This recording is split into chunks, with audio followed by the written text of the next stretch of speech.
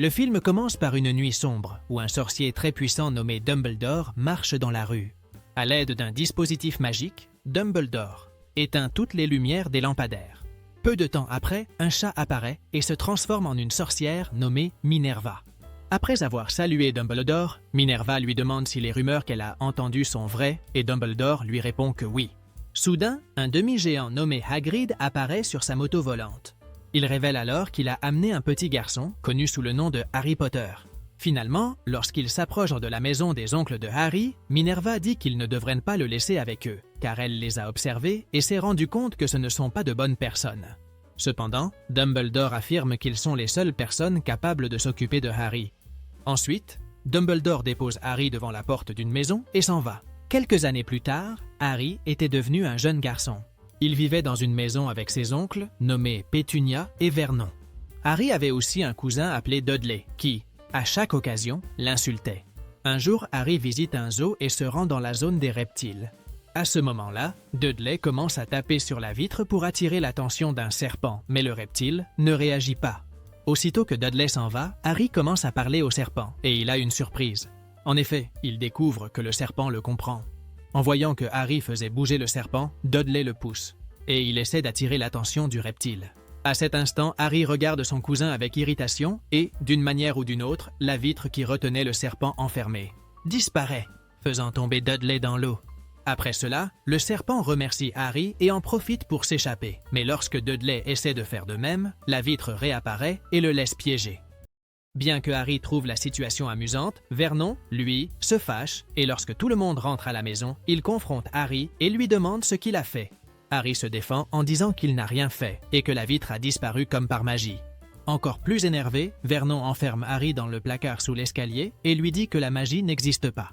Le lendemain, une chouette apparaît dans la maison de Harry pour lui remettre une lettre à son nom. Cependant, les oncles de Harry ne permettent pas au jeune garçon de lire la lettre car ils savent qu'il l'a envoyée. Peu de temps après, des milliers de chouettes apparaissent et commencent à lancer plusieurs lettres dans toute la maison. En voyant que les lettres ne cesseraient pas d'arriver, Vernon décide d'emmener Harry et sa famille dans un endroit isolé, sur une île. Une nuit, alors que tout le monde dormait, Harry attendait son anniversaire avec impatience.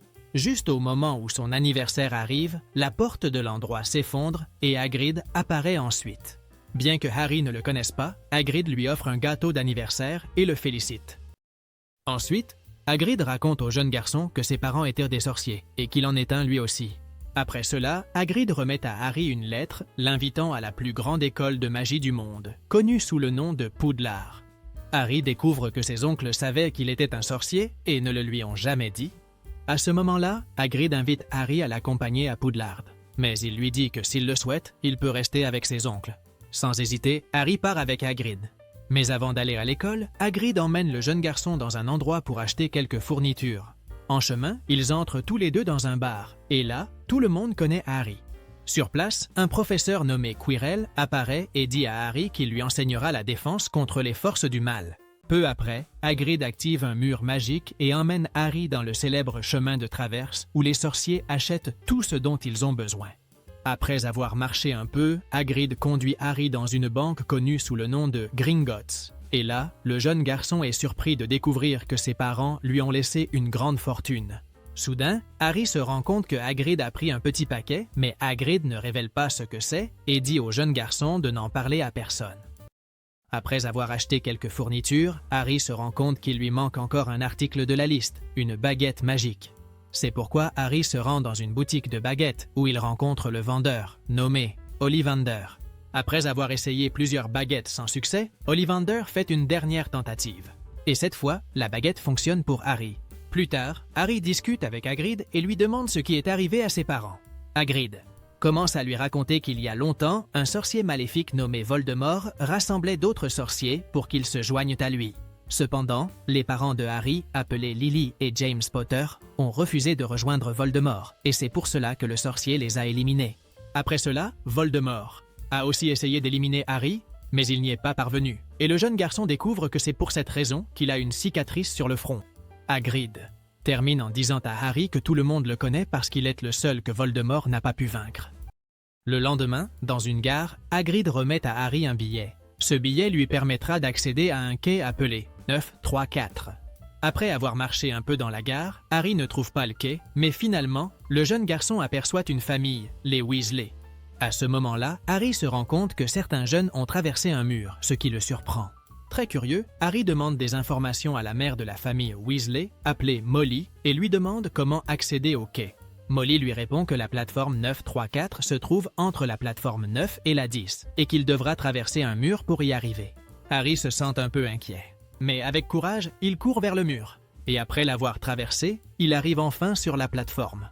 Plus tard, dans un train, Harry fait la connaissance de Ron, qui fait également partie de la famille Weasley. Finalement, alors qu'il mangeait, Ron essaie de lancer un sort pour changer la couleur de son rat de compagnie. Mais lorsqu'il tente, le sort ne fonctionne pas. Soudain, une jeune fille nommée Hermione apparaît et en voyant ce que Ron faisait, elle dit qu'elle peut faire un sort encore meilleur. À ce moment-là, Hermione s'assoit en face de Harry. Et en voyant que ses lunettes sont cassées, elle utilise un sort pour les réparer, laissant Harry stupéfait. Plus tard, dans la nuit, le train arrive à destination et lorsque Harry et les autres descendent, Hagrid les attend. Il les guide jusqu'à des barques qui les emmènent directement à Poudlard. À leur arrivée à l'entrée de l'école, Minerva les accueille et explique à tous qu'ils sont sur le point d'entrer dans une salle où un choixpeau magique les répartira dans leurs maisons respectives. Minerva explique que les maisons s'appellent Gryffondor, Serpentard, Poufsouffle et Serre d'Aigle, et que lorsque les élèves réussissent bien dans certaines activités, ils rapportent des points à leur maison. Cependant, si un élève échoue à une tâche, sa maison perdra des points. Après cela, Minerva s'éclipse pour régler quelques détails dans la salle. C'est alors qu'un brute se présente devant Harry. Il dit s'appeler Drago.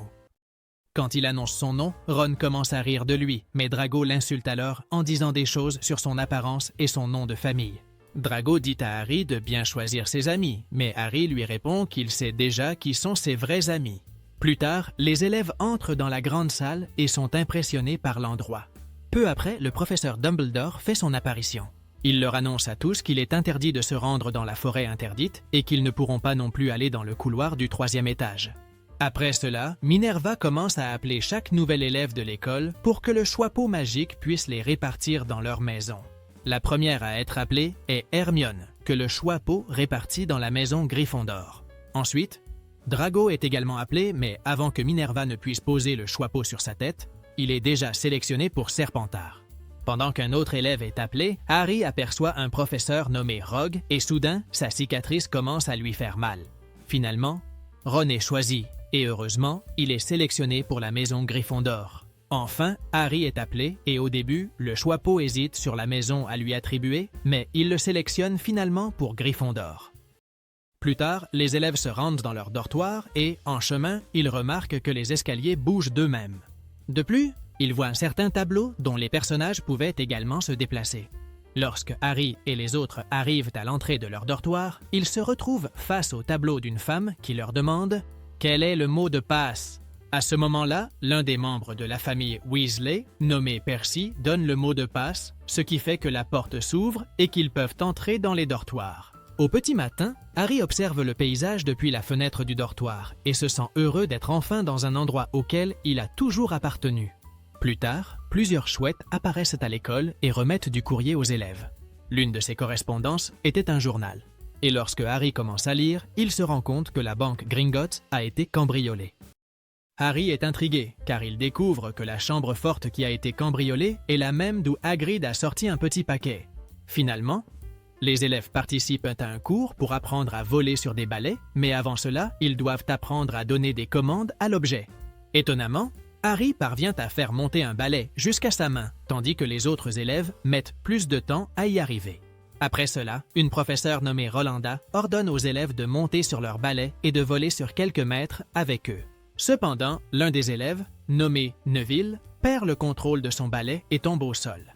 Rapidement, la professeure l'emmène à l'infirmerie et, à ce moment-là, Drago en profite pour ramasser l'objet de Neville, qui avait le pouvoir de faire se souvenir quelqu'un de quelque chose. En voyant cela, Harry ordonne à Drago de rendre l'objet. Mais le tyran refuse et lui dit que s'il le veut, il doit venir le chercher. Agacé, Harry décide de poursuivre Drago. Et soudain, le tyran lance l'objet au loin.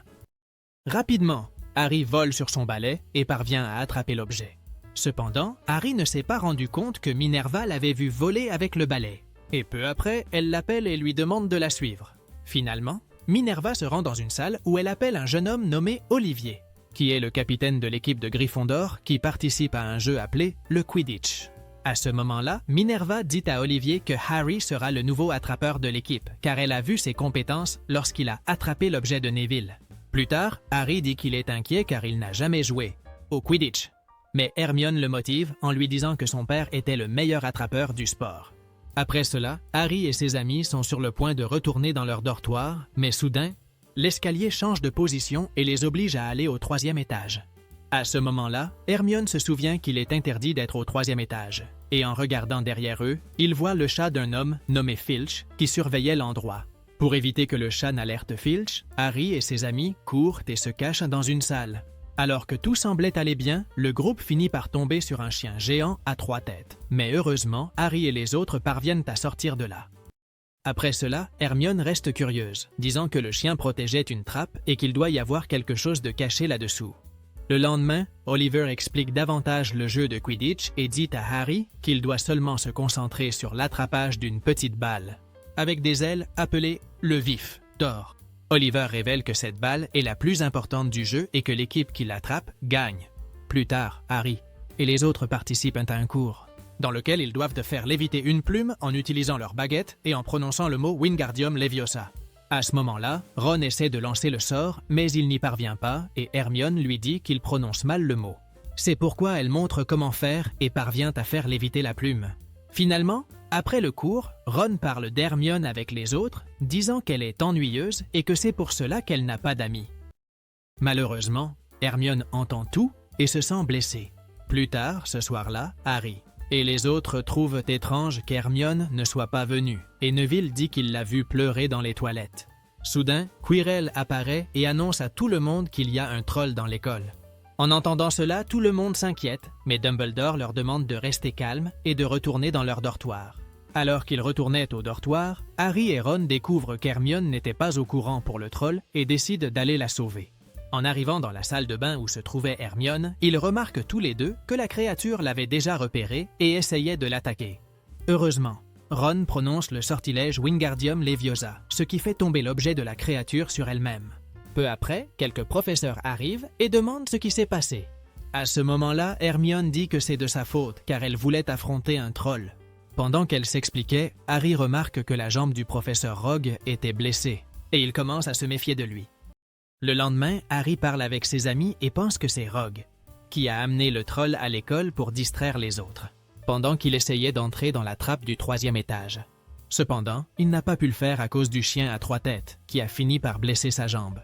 Pendant qu'ils discutaient, une chouette apparaît et apporte à Harry un balai magique connu sous le nom de Nimbus 2000. Finalement, le match de Quidditch commence, dans lequel Gryffondor affronte Serpentard.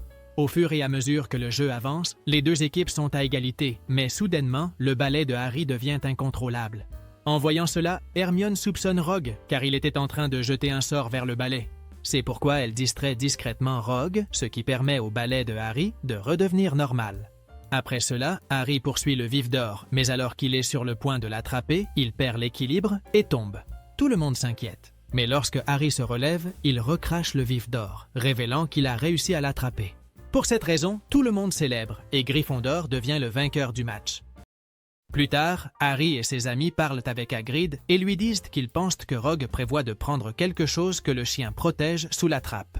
En entendant cela, Hagrid leur dit qu'ils ne doivent rien chercher sous la trappe, car ce qui s'y trouve appartient à Dumbledore et à Nicolas Flamel.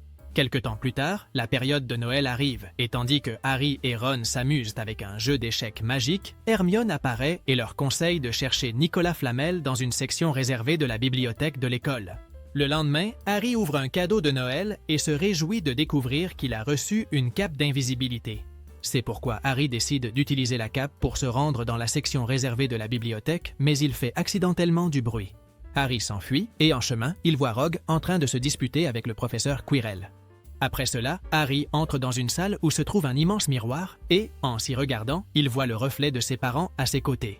Surpris, Harry appelle Ron, mais lorsque celui-ci regarde dans le miroir, Ron dit qu'il se voit lui-même tenant la coupe de Quidditch. Plus tard, Harry passe du temps à regarder le miroir, jusqu'à ce que, soudainement, Dumbledore apparaisse. Dumbledore explique à Harry que le miroir révèle le désir le plus profond de la personne, et c'est pourquoi il demande au jeune garçon d'arrêter de regarder l'objet, car sinon il pourrait devenir de plus en plus confus. De plus, Dumbledore lui dit que, pour éviter cela, il placera le miroir dans un autre endroit. Le lendemain, Hermione révèle qu'elle a trouvé des informations sur Nicolas Flamel, qui était le propriétaire d'une pierre appelée la pierre philosophale, ayant le pouvoir d'accorder la vie éternelle. Curieux, Harry et ses amis vont voir Hagrid pour obtenir plus d'informations. Mais à ce moment-là, Drago les voit et raconte tout à Minerva. Agacée, Minerva convoque une réunion avec Harry et ses amis et leur dit que, pour s'être promenés dans l'école la nuit, ils seront punis et devront s'aventurer dans la forêt interdite. Finalement, au milieu de la forêt, Harry voit une créature attaquer une licorne et pour une raison inconnue, sa cicatrice commence à lui faire mal. À cet instant, la créature aperçoit Harry et se dirige vers lui. Heureusement, un centaure nommé Firenze apparaît et en le voyant, la créature s'en va. Après cela, Firenze explique à Harry que la créature était Voldemort et qu'il attaquait la licorne pour augmenter son énergie. Plus tard, Harry parle avec ses amis et leur dit que, comme Voldemort est faible, il cherche la pierre philosophale. C'est pourquoi Harry et ses amis décident de trouver un moyen de passer devant le chien à 3 têtes pour prendre la pierre philosophale avant Voldemort. Plus tard, le groupe remarque que le chien dort et essaie de passer à côté de lui. Cependant, le chien se réveille et, n'ayant pas d'autre choix, Harry et les autres entrent par la trappe. Soudain, ils tombent dans les racines d'une plante magique et découvrent que plus ils bougent, plus ils restent coincés. C'est pourquoi Hermione dit à tout le monde de se détendre. Ainsi, elle et Harry parviennent à s'échapper. Cependant, Ron s'inquiète et pour le sauver, Hermione utilise un sortilège de lumière avec sa baguette, ce qui fait que la plante libère le jeune homme. Ensuite, le groupe arrive dans un endroit rempli de milliers de clés, et une seule d'entre elles ouvre la porte pour qu'ils puissent passer. En utilisant un balai, Harry vole parmi les clés et prend la bonne, car elle avait une aile cassée. Finalement, le groupe arrive dans une salle avec un échiquier de sorciers géant, et s'ils gagnent, ils pourront atteindre l'endroit où se trouve la pierre philosophale. Comme Ron est doué aux échecs version sorcier, il parvient à gagner. Mais pour y arriver, il a dû faire un coup risqué et lorsqu'une pièce l'attaque, il s'évanouit. Le chemin étant libre, Harry se rend dans la salle et là, il tombe sur le professeur Quirrell. En le voyant, Quirrell révèle la vérité, disant que c'est lui qui était derrière l'apparition du troll et qu'il a aussi fait en sorte que le balai de Harry tombe en panne lors du match de Quidditch. Déconcerté, Harry pensait que c'était Rogue qui avait fait tout cela, mais Quirrell lui dit que Rogue essayait de l'aider. Après cela, Quirrell ordonne à Harry de s'approcher du miroir et lui demande ce qu'il y voit. Harry se rend compte que son reflet est en train de prendre la pierre philosophale qui se trouve dans sa poche. Cependant, Harry dit qu'il voit autre chose. Et soudain, une voix mystérieuse l'accuse de mentir. À ce moment-là, Quirrell enlève son turban et révèle que Voldemort se trouve derrière sa tête. En apprenant que Harry possède la pierre philosophale, Voldemort tente de l'attaquer. Mais lorsque Harry le touche, Quirrell se transforme en poussière. Alors que tout semblait s'être bien terminé, Voldemort s'avance vers Harry et le fait s'évanouir. Le lendemain, Harry se réveille dans une chambre et retrouve Dumbledore. Harry demande ce qu'il est advenu de la pierre philosophale et Dumbledore lui répond qu'elle a été détruite et que Voldemort s'est enfui. Dans la scène finale, Harry retrouve ses amis et ils se préparent à rentrer chez eux. Avant cela, Hagrid offre à Harry un album avec des photos de sa famille, et grâce à cela, il décide de rester à Poudlard, car il sait que c'est sa maison et Serpentard le film. Si tu as aimé cette vidéo, n'oublie pas de t'abonner à la chaîne, de mettre un like, et profitant pour découvrir d'autres résumés incroyables qui sont disponibles pour toi. Je vous dis au revoir pour l'instant et on se retrouve dans la prochaine vidéo.